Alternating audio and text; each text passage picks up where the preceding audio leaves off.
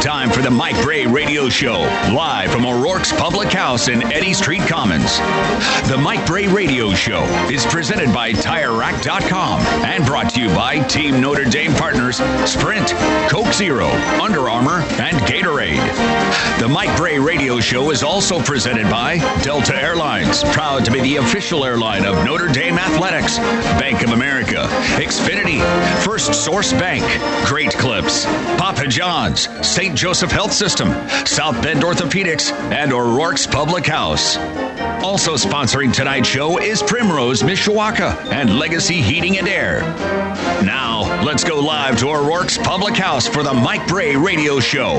Here's your host, Jack Nolan. Good evening, everybody, and welcome to a packed O'Rourke's Public House. We got a for rocket this week's in here edition tonight, of the. huh? Well, you should. Yeah, look what you've darn done in the right. last 2 weeks. Pretty good run, haven't it? It's an outstanding run. We've been on a good run, and we've had a week to kind of get our legs under us, get back into practice, and then we head to Atlanta, but we're on the road for 3 in a row. And, of course, last night with North Carolina losing, Jack, the ACC regular season championship race is going to be really interesting for everybody here down the stretch. Well, I couldn't resist tweeting out yesterday all of the hype, and deservedly so, that the Carolina-Duke game got, but that Notre Dame fans could watch confident in the fact that Notre Dame's already beaten both of them this year and beat both of them last year. We got them both. We've had a pretty good run against those two guys, haven't we? 6 out of the last 7. That's been a pretty good run. We really have. And, again, with Carolina losing and having 3 losses, and I just think, and you look at who's playing who the rest of the season, this is going to be an interesting stretch. We would love to be able to take care of our business on Saturday and then see what happens with some other games and see how those standings but you have a chance to play for a regular season championship. You have a chance to play for a double bye if you get into the top 4, which was so beneficial to us last year. So there's a lot to play for here in these last 5 games for us.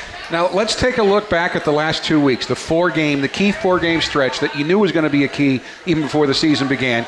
Tough loss down at Miami, now tied for first in the ACC. Your offense was great. You didn't defend very well. And so now your back's kind of against the wall. You come back and you upset top-ranked North Carolina. You go on the road and beat Clemson, their first ACC loss. You come back and beat a Louisville team. Tell me how your team, obviously they won, but how has this team grown over the last 2 weeks? How are they different today than they were 2 weeks ago? Now, it's a great question, Jack, and I think we are mentally and physically tougher this last stretch than I've seen all season, and I've been so pleased to see that. I think our leadership has kicked to another level. Jackson, Vasturia, August, Burgett have been great in that area, and as you know, when we talked early in the season, I was most worried about the leadership void that Grant and Connaughton were taking with them. I've been so pleased with how our captains are leading. I think, you may have to start with Colson and August and how they are physically going after front lines. They have done it at a whole new level this last week, and we need to continue to ride that. Certainly Demetrius is in a great rhythm. He and Steve together set a great tone. Steve's going to be our guest here a little bit tonight. I think Steve Vasturia is one of the best guards in the country, and yet nobody really ever talks about him. But you know who knows he's one of the best guards in the country?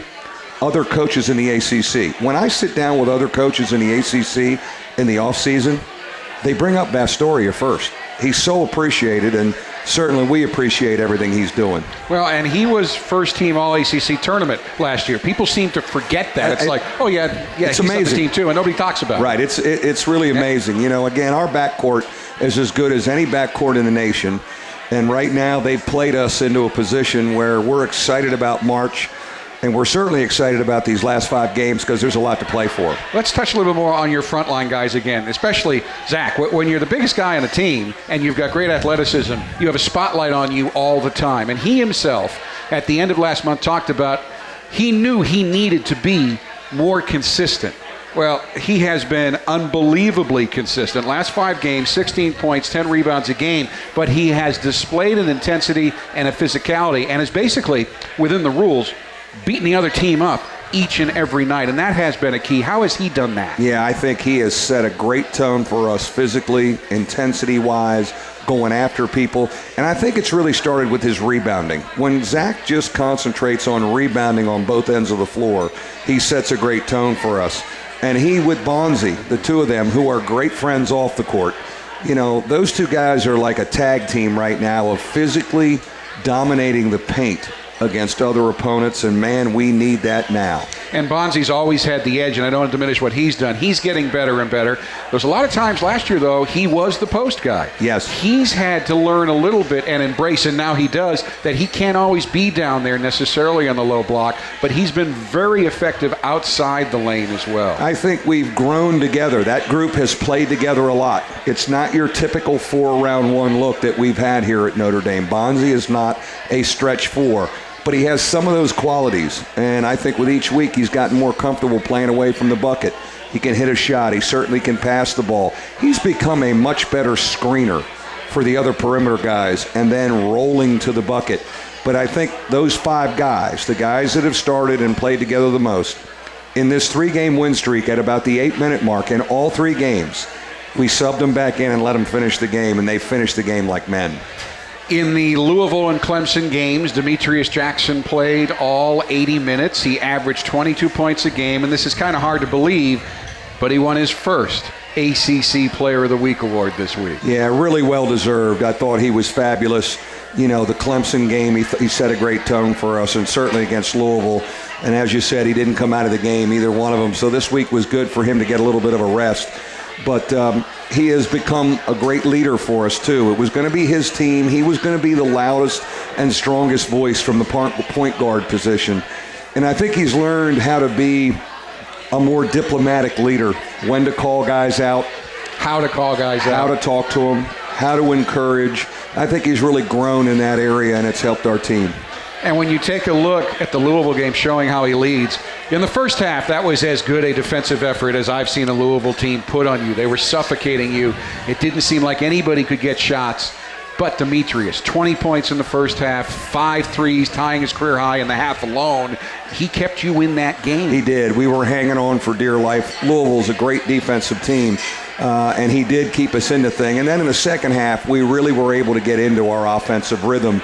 You couple that with what we did defensively. Jack, they only scored 23 points in the second half. And one of the things I told our team as we prepared for Louisville, so much is going to be said about our offense, number 1 in the league, versus their defense, number 1 in the league. I would love the story to be about our defense, and it really was in the second half, and how we defended, especially defended their ball screens to win the game. Folks who are watching the monitors here at O'Rourke's or live right now on Watch ND, and you can watch the show again tomorrow on Watch ND, highlights of the Notre Dame Louisville game. And when you talk about his leadership, a lot of guys have 20 in the first half. They've hit 5 threes. They're going to go for 40 in the second half. And Steve stepped up. Steve had 15 of his 20 in the second half. And Demetrius was more than willing. They knew he was a marked man because, Rick Pitino said, stop Jackson. He was more than willing to set up other people because all he really cares about is winning. There's not a lot of scorers who are able to adopt that mindset. Yeah, I think he's really, he's got a high basketball IQ. And he understands how to use his teammates and use the different weapons around him. As you said, Steve gave us a great lift, started driving the basketball. Zach got going and got into a great rhythm. BJ hit a big one for us, to give us the lead, a trailing 3. Again, I think that whole nucleus that we've played together the most, starting in June in summer school, has really learned how to play with each other and together on the offensive and the defensive end. You look at these 3 games, Carolina, you're down 9 at half, and as you said, you didn't recognize your team's offense in the first half. You drop down by 15, you win. You go down to a confident Clemson team. They haven't lost yet this year at home, and they played some of the top teams in the league. You jump out to a big lead early. They make run after run. You never even let them tie it, let alone take the lead. And then again, Louisville, you're down 7 at half. Some freaky stuff happened, freshman mistake. Then you go down by 11. You come back and win again. This team believes it's going to win every game regardless of how deep the hole might get or regardless what the other team does. What does it take for a team to get to that point? Because last year's team got there as well. One of the things that I showed them after this last week was some clips of the Indiana game where we had a great lead, but we couldn't close it. We couldn't finish. And we really didn't believe we could finish. We were kind of hoping Indiana would help us. And they weren't going to help us, and they beat us, and we deserved to lose. The trait that I've seen in the last 3 games is an amazing will to finish. A confident poise, we don't panic, and we're going to figure this thing out. And really, the last 7 or 8 minutes of the game, we're going to guard the heck out of you. You've mentioned it. You're in great position right now. You're tied for 4th with Duke and Louisville. You have the tiebreaker among them, so if the season ended today, you would be 4th. And you've mentioned it. The teams in front of you are playing each other a lot. You've only got one ranked team left. That's Miami at home. And some people are even saying, well, Notre Dame's got an easy closing schedule. I've been doing this too long to think that a Final 5 stretch that includes 3 straight road games in 8 days is easy.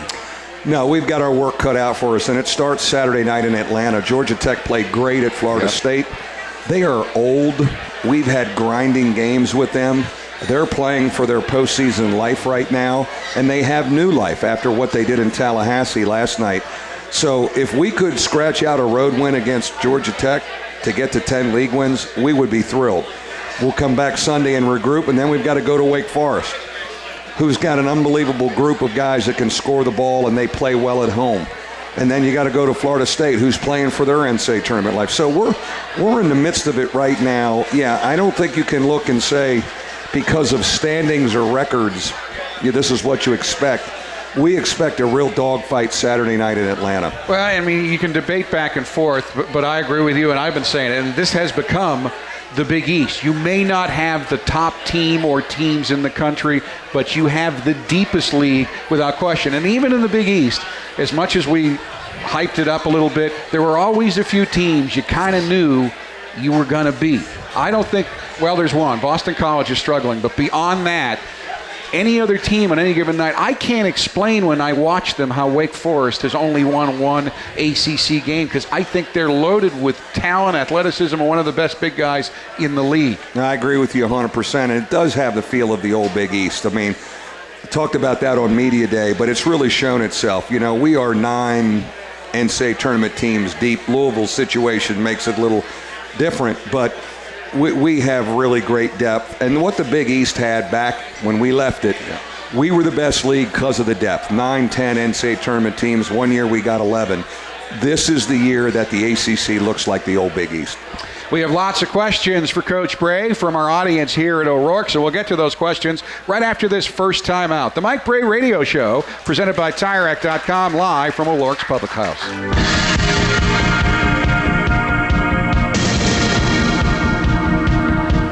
Welcome back to the Mike Brey Radio Show, live from O'Rourke's Public House. Lots of questions for Coach. Some of them are even unsigned, but they're good questions. We've never had this before, Coach. Oh, I shouldn't ask this because I know.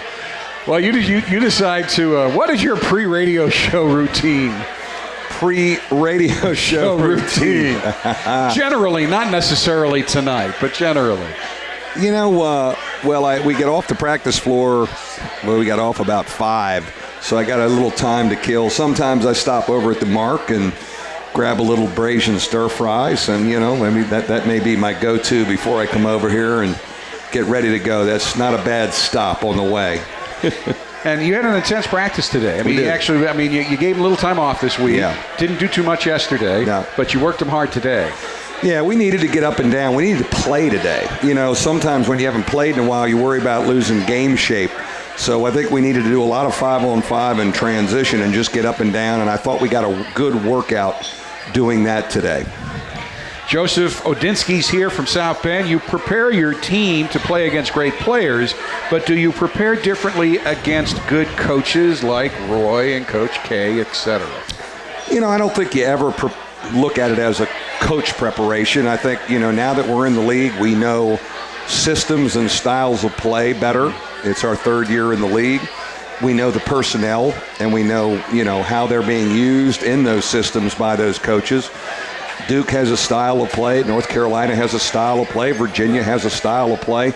We're accustomed to them now. Clemson, Georgia Tech does. So you got a little bit of a better feel for the league now in year 3. And you and I even had a discussion during the commercial break, and I bounce back and forth as the commentator. You like to generate excitement and say, oh, it's a big deal. Notre Dame upset so-and-so. They upset Carolina. But there is a legitimate question now, after what you did in the Big East and now what you're doing in the ACC, even that game.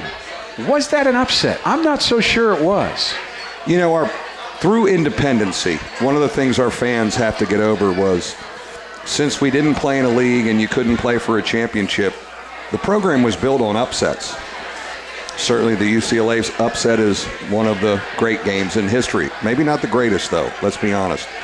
Now, though, that we're in a league, I don't know if you're into being the upset guys. You're into finishing in the top 4. You're into chasing a championship. When the defending champion beats you, is that an upset? I know you lost a couple of guys, but right. They talk about Duke reloading and Carolina reloading, and I don't think at Notre Dame you're ever going to get 6 McDonald's All-Americans, because I don't know if you can find 6 that want to work as hard academically as you require them to do so here. You may be right, yeah. But at this point, I just don't know if I think people forget that it's not the upset king, even nationally. I mean, I almost called in Sirius XM the other day because they were talking about the teams at the top of the ACC, and it's the same teams leading, and they mentioned 3 of the top 4, and the one they didn't mention was you guys. And I'm like, well, it's the same team that won the title last year. Yeah. I mean, I don't know. In some ways, that you're under the radar still.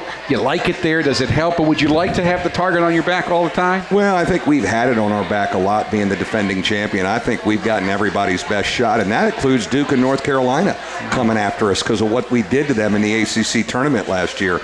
So we beat Louisville last year. They wanted to come after us, last Saturday. So we're getting everybody's best shot, but I don't kind of bank on the upset thing anymore.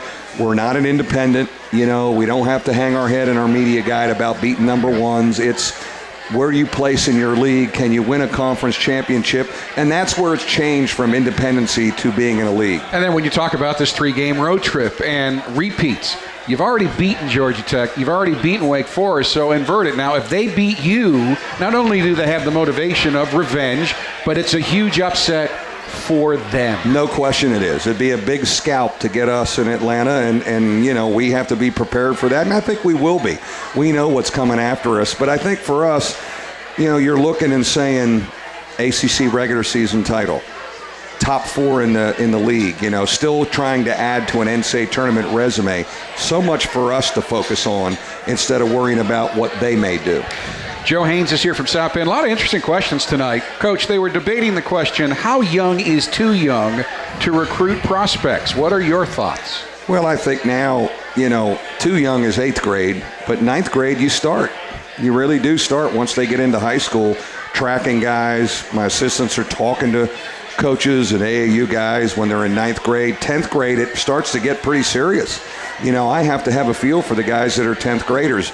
11th grade, here we go. But I think when you get below 9th grade, that's a little young. How young? When would you reach out to a 9th grader personally with a text or a letter or something? No, I've never really reached out to a 9th grader. Now, a 9th grader may come here on an unofficial visit for a football or basketball game, and I would meet with them in my office, talk about how I'm going to keep an eye on them and keep doing it academically.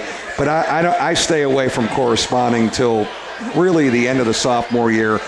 For the most part, junior year. That's when I got to get going. Julian Haynes is also here from South Bend, and the poster child game for this question was the Louisville game, the 5 overtime Louisville game, yeah. When you looked like you were having a ball and Coach Pitino wasn't having a lot of fun. What is your secret, Coach, to staying positive throughout a game?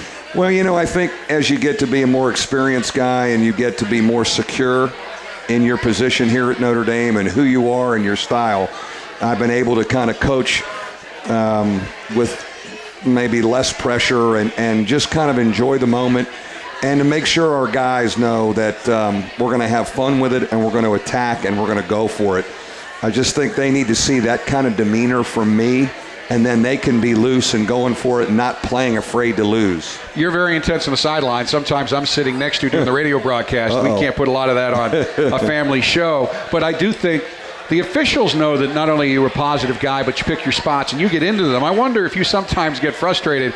I think there have been times you've wanted a technical, and they won't give you one. I built up so much good rapport, I don't know if they'll give it to me sometimes. And I haven't really tried to get one in a long, long time. Maybe at Pittsburgh that night I tried to get one. And it worked. And the guy looked me off. I got the tee. I was actually trying to get thrown out because I thought we were going to get blown out. I wanted to go up. I wanted to go up in their Namoli Club and have a drink. But the guy looked, and of course we came back and won the game. So brilliant strategy, right? I think you got to be careful with officials. I mean, I've never been one to, you can't ride them. These guys have been doing games a long time, and they appreciate when you ask them or challenge them on something, you pick your spots and you're not riding them the whole game. Brandon Liss is here from South Bend coaching tonight. When your guys aren't playing or practicing, do you watch other college games or do you take that time to step away from basketball? No, I'm always watching. Of course, I was recruiting last night in Atlanta, so I didn't see a lot of the games last night. But when there's games on, I'm always watching. You're a student of the game. You're watching stuff. Somebody may do something on an out-of-bounds play, and you go, God, that's interesting. Maybe we could tweak one of our sets similar to that. When the ACC's playing now, I'm trying to watch as much as possible. Next here from Granger, do you prepare any differently for 3 straight road games? Not really. I think, we just, you kind of individual preparation here. We have a road routine now. We've done the road game stuff. We have a good routine where we get into the hotel, we watch some film, we get some rest, shoot around day of the game. I like the fact that we'll be able to stay on the road next week and not come all the way back after a late game in Winston and go right to Tallahassee.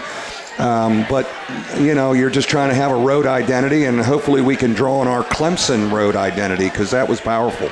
Just so folks know, though, your academic advisor will be on the trip. We're in midterms. There might be some tests. I mean, it goes back. There was one year at the Big East tournament where I think 7 or 8 exams were given over the course of the week on game days, and I won't call out any particular schools, but I doubt if any of the ranked teams in that tournament, other than you, were giving their guys exams in the hotel and with timestamps. They had to be done by a set time or they didn't count. Yeah, that was a busy week. It just so happened it fell on midterm week, and it's busy. But no, there's no question. Pat Holmes, who does a fabulous job monitoring our guys' academics, will travel with us next week on that long one, and we'll do some study halls and we'll get these guys organized. Folks, you've been great. I'm not going to get to all these questions. I want to get Steve up here in a second, but when Gary Rivers shows up, we ask his questions. He's always at your shows unless there's some major conflict, or we always worry about him when he doesn't show up because he comes through blizzards and everything. Coach, I've heard your players earn playing time by the way they practice. This late in the season, are you set on your rotation, or are you looking for someone to step up still in practice? I think you always have an open mind to what's going on with guys in practice. And, it's funny with our roster, everyone's really gotten a chance except for Martin Gebbin. And he's really practiced well. So who knows? He could get a call before this thing's over. But everybody else, you're still looking and getting a feel for things, and I think you always have to have an open mind. And there have been a number of players in your history here who have done this. Yeah, you want to be a star for 3 or 4 years. You only need 1 year. Martin's still got 2 years. He's going to make some noise before he graduates. Yeah, Martin Gebbin has a bright future with us. He really does. Maybe it'll be a little bit like Jack Cooley's arc, where he, as a junior, that really, there's a need for him. He, one thing I really respect with Martin, he's had a great attitude. It's not been easy. This is 2 years now. He really hasn't had major playing time, but it does not affect how he practices and how intense he is in practice and how much he wants to get better. Another guy I like to bring up is Russell Carter. Yeah. That was a battle for 3 years, and then he almost won Big East Player of the Year. Yeah, he was fabulous. We battled, and he wasn't sure. And you know what? He understood it, and then as a senior, the light bulb went on and had a great senior year for us. Steve Vasturia is coming up next. The Mike Brey Radio Show live from O'Rourke's Public House.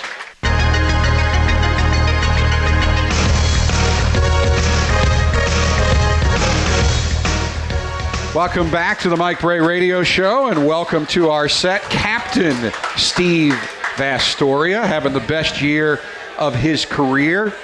How do you think you're doing this year?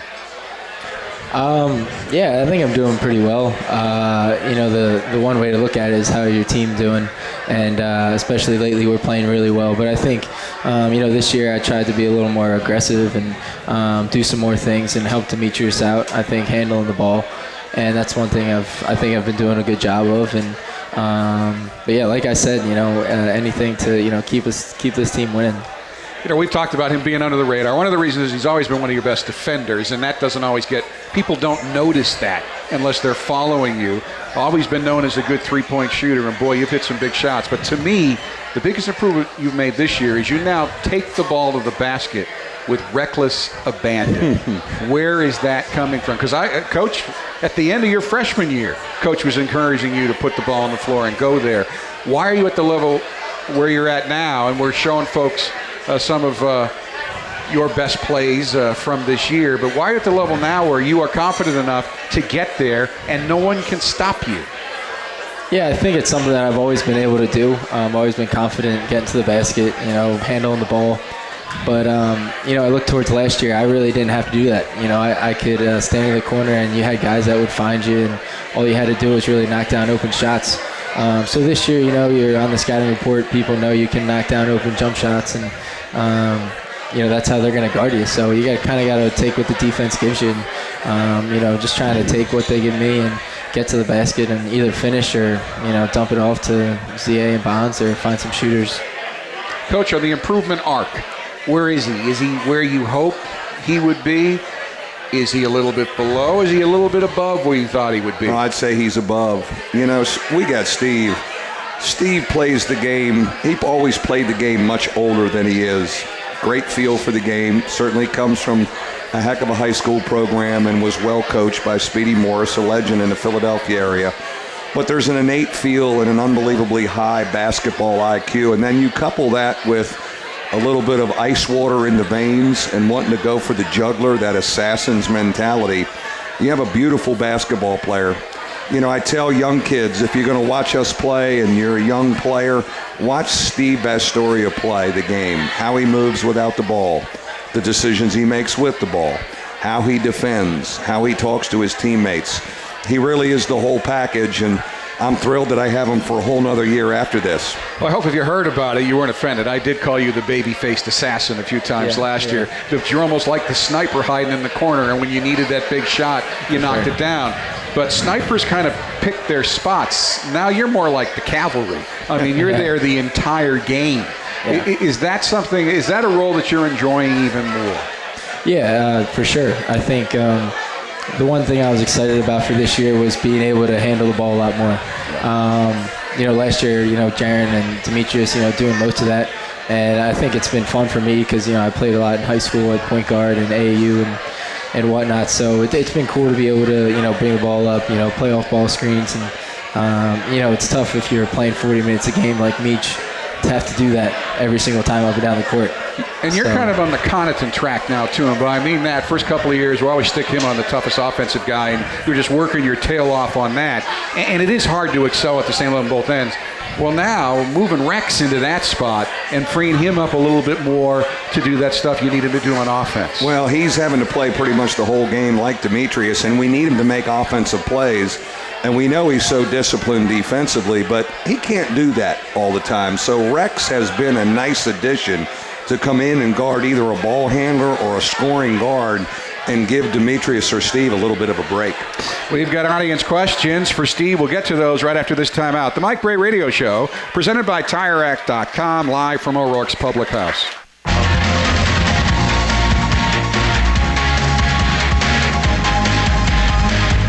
Welcome back to the Mike Brey Radio Show, presented by TireRack.com. Making our community brighter is what Nika Electrical Contractors do every day through community involvement efforts like sponsoring the Notre Dame Basketball Youth Experience, which gives area youth groups a trip to Purcell Pavilion to see Coach Brey's Fighting Irish in action. The Nika Contractors and electrical workers of Local 153 preparing Michiana for a brighter tomorrow. Renee Buell has a question for Steve and a statement. She's a season ticket holder. She's seen you a lot. Steve, you are an incredible player and show such confidence on the floor. The Louisville game was awesome. At what point during that game did you think, oh my God, we're going to win this? I'm not sure you ever thought that way. Yeah, well, thank you, first of all, for saying that. She's right over there. Wave, Renee. That's their table. I don't know if there was one point, but I think maybe one play that sticks out in my mind that I remember right now is I think Demetrius had somebody switched off on him and he hit a step back three. I don't know how much time was left, but that was just a big play, and we were kind of rolling from there, just getting stops, and we kind of felt like we were going to score every time down the court. Well, your expression rarely changes, but we talked earlier with Coach about this. I mean, after that game, it's when I thought, this team again believes that regardless of what the score is, that you're going to win every time you take the floor now. And I'm not sure you believe that in December. Yeah, I think, absolutely. We think we're going to beat every team we play. And it's probably not ideal to be getting off to, a tougher start. But I think that's a lot of combination of things. I think we've been ready to play even in those games. But I think it shows, we're really resilient. Especially when you have Demetrius kind of running the show and leading us, you're never really out of it. But I think it's where, like you said, we've grown throughout the year, and we're playing with a lot of confidence. And Coach, this isn't a new mindset for your teams. Your last few Big East teams did the same thing. You had the transition year when you lost Jaron, so we kind of throw that out of the sample. But now you've done this 2 years again as a captain now. Two of the leaders of last year, the big leaders are gone, but this atmosphere, this culture of confidence continues to grow each year on each team. How do you, as an upperclassman leader now, how do you pass this attitude and this mindset and this confidence down to the younger guys? I think it's just kind of like everyday habits. I think one thing that's been really impressive to me since I've gotten here is how hard we practice and how much we go live and go at each other. And when you're playing that hard against each other in practice, that's going to spoil over onto the floor. You kind of get tired of playing against yourselves. And this is even back into the summer. But then again, just during the year, like in lifts and pretty much everything we do, really focused and just great attention to detail. You saw a little bit of that in practice today with Demetrius going after Austin Torres, his high school buddy. Yeah. And almost for a second I was wondering, wait a second, are they going to start throwing punches here? And then they were both smiling at the end of it. The intensity was great today, and we do. The ability to compete, I think we needed to get back in and do it today, and we did it at a high level. But there's no question that the depth and competition of our practices has put us in a position that we're in right now. We have another unsigned question, but some folks are being nice and they don't want to win again, so they're not signing. It's a good question.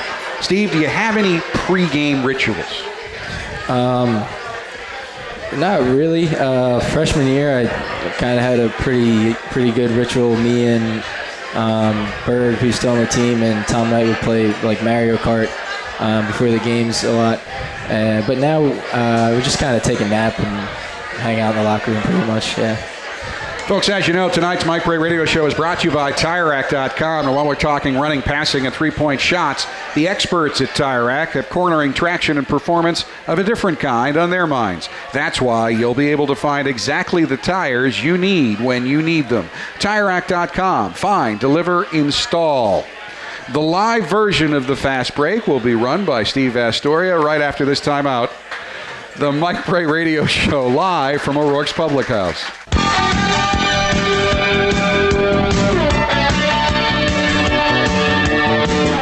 All right, it's always one of the best parts of the show because it gets to show some of the players' personalities. And, Steve's a veteran. He's done this about 5 times now between the TV show and the radio show. So, have fun with it. I'll try to throw in some different questions. I'll start a different one. Who on this team has surprised you the most this year? Surprised me the most, I would say Matt Ryan, I would say. Matt's, probably one of the best shooters I've ever seen, and been around. And, that's a credit to how hard he works. He's always in the gym. But, I think he does a lot of other things besides that. He's a really tough kid. I don't know how tall he actually is. He's probably like 6'6" or something, but he's sticking his nose in there. And, he's had some ups and downs this season, but I don't think he's ever, kind of quit or got down on himself. He's there every day, and, it's been fun to kind of get to know him and see where he's gone. Any shooter goes through cold streaks. You've gone through cold streaks. Yeah. How have you helped him? Because I know right now he is frustrated with his in-game shot. Yeah, I think it's just keep shooting, and that's kind of the motto that everyone has, just to keep getting shots up, and I know that's something that he'll do. And, I think it was the Clemson game, he knocked down like 3 threes, and, he's a great shooter, so he'll be fine. That's a cardinal sin in your offense, and you're a little different than most coaches. If you're on the floor, don't be passing up any shots, because you wouldn't have the person on the floor if you didn't want him to be taking the shots. No question. Of course, I thought he really helped us at Clemson. Oh, he did. Monday. And that's the game where you thought he was breaking back out of it. I think he's in a better rhythm right now, and that game helped him, and we're going to need him Saturday night. And Steve's right. He does some other things, too. He's a tough guy. He rebounds the basketball. He's physical. But, he just needs to play a little slower on offense. He rushes a little bit. But a lot of young guys are like that. Well, you said that earlier this season on the show that he didn't get on the floor because of his shooting. He got on the floor because of his toughness this year. Yes. This early. Yes. Who's your role model? My older brother, Pat. One thing the public would be surprised to learn about you. I grew up and I played, I took guitar and piano lessons. Really? Can you still play either one? No, not really. I wish I did. I wish I stuck with it. But I took them for 2 weeks and it didn't stick with me. Favorite ACC arena to play in other than Purcell Pavilion? North Carolina. Favorite thing to do when relaxing? Playing wiffle ball. Favorite sport to play other than basketball or wiffle ball? I guess football then. Favorite part of practice? Kills. Worst part of practice? Losing kills. Best part of your game? I would say shooting. Part of your game you need to work on? Rebounding and just getting stronger. Which is better, knocking down a long three, dishing out a great assist, or driving to the basket for a three-point play? I would say 3-point, knocking down a three, still the best. Favorite class you've taken so far at Notre Dame? Favorite class? Probably what I took this year, this innovation and design class, I thought was really cool. City or place in the world you would like to visit? Australia. One person you'd like to meet? What's going? Brian Dawkins. One thing you always hear from Coach Brey in practice? Let's get our juices back. Assistant coach who is most like Coach Brey? Coach Rod Balanis. That seems to be the overwhelming. Consistent. 99 precincts. Yeah, very consistent. Player on the team most like you? Matt Farrell. Best nickname on the team and who has it? Austin Torres, Air Force One. Who gave him that? I don't know, actually. He's here tonight. It's He's a good in the one. He audience. is in the crowd. He's in the audience. He's one of your groupies. Yeah, he's my man. Best player to room with on the road? Demetrius, me and him been rooming this year. Toughest Notre Dame player to guard? Demetrius. Player on the team, I already asked you that. Best defender on the team? I would say I'll give it to myself. Okay, and I don't think you would I disagree. won't argue with that. Best leaper on the team? Leaper, Rex or VJ? Best dunker on the team? I'll give it to VJ. Worst dunker on the team? Chad Holtz. Now, there is the story that you don't dunk. When's the last time you dunked in practice? Or do you just not because you keep the mystery about it? No, it just takes a lot of effort. And sometimes Conserve your energy. Yeah. No, I probably dunked within the past month, I would say. Best singer on the team? Bonzi. Worst singer on the team? Berg. Best comedian on the team? I think Matt Farrell is really funny. Best dresser on the team? It might be me tonight. Look, you're styling a bit. Good.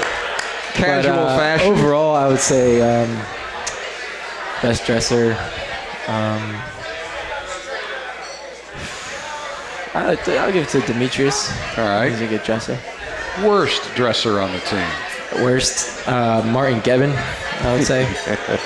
And you want to pass that torch, don't you? Yeah. Let's put it on him. I'm trying to grow up a little bit and got some slack from my mom. Best moment at Notre Dame so far? Winning the ACC tournament last year. And freestyle swimming race. One lap, who wins, you or Coach Brey? I definitely would win. Really? Yes. You've got a lot of challenge Yeah, I races do. coming up this summer. This summer at Knollwood, we'll tweet them out when we'll sell tickets. You have to do it daily. You'll start the day with a different one. We had a pretty good race. We did. We had a relay, didn't we? We had a relay. We'll have to do that again in June. Yeah. All right. Steve, great job. Thanks for coming by today. Sir, Steve-O. Great job, baby. Steve Vasturia, everybody. We'll be back to wrap things up on this week's edition of the Mike Brey Radio Show right after this final timeout.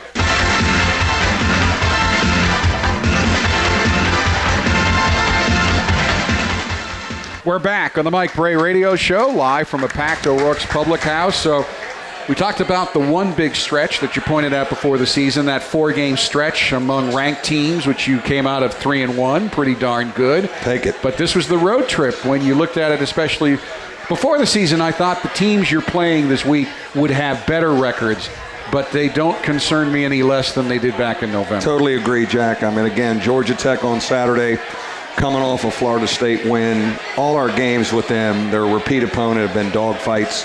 They're old. Hunt is playing great for them. Smith, 25 the other night. And they've got big bodies that kind of pound on you. At Wake Forest, they've been known to score 90, 95 points at home. Got to be ready to go. And we go to Florida State next Saturday, and they're playing for their NCAA tournament life. So we have got a heck of a stretch for us. Well, we touched on this a lot earlier in the show. Now, when you dropped out of the rankings earlier in the season, it's like, well, we're under the radar. This is fine. Nobody expects anything. But overall, the last couple of years, you've already had the target. You're back in the polls, 19 AP, 18 coaches. I checked 4 different RPI sites now today. NCAA, ESPN, Live RPI. You're 20 in all of them. That's a great reinforcement of the way you schedule your body of work. So I could ask you, if you're going to go through this road trip with that big upset target on your back, but is it really anything different than you faced a lot over the last 2 years? No, really. No, I think, as you said, our NCAA tournament resume numbers are excellent right now. I think our strength of schedule is 13. We've got a very powerful resume. But, now you're not so much thinking, God, am I on the bubble? Am I in the tournament? You're thinking about, seeding or regular season championship. It's kind of changed. And so if we can keep holding serve, which we did here this last week, let's see some other people, see how they do, and see where the standings are every couple days. And if we could win on Saturday, let's see how everybody else does. Let's look at the standings on Sunday night, Monday morning, and see where we are. And we still have a chance to get better. You've heard me say I think this is always a team that would have a chance to improve and find themselves all the way up till the ACC tournament. I think this last week was a great example of that, and we want to keep working on things to get better for March. Coach, another great job. Thank you. Thanks, 8 Jack. o'clock in Atlanta, Notre Dame and Georgia Tech Saturday night. Until then, thanks for watching. Thanks for coming out. Good night, everybody, and go Irish.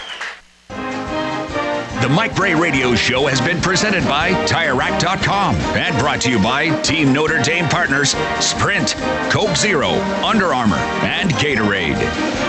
The Mike Brey Radio Show is also presented by Delta Airlines, proud to be the official airline of Notre Dame Athletics, Bank of America, Xfinity, First Source Bank, Great Clips, Papa John's, St. Joseph Health System, South Bend Orthopedics, and O'Rourke's Public House.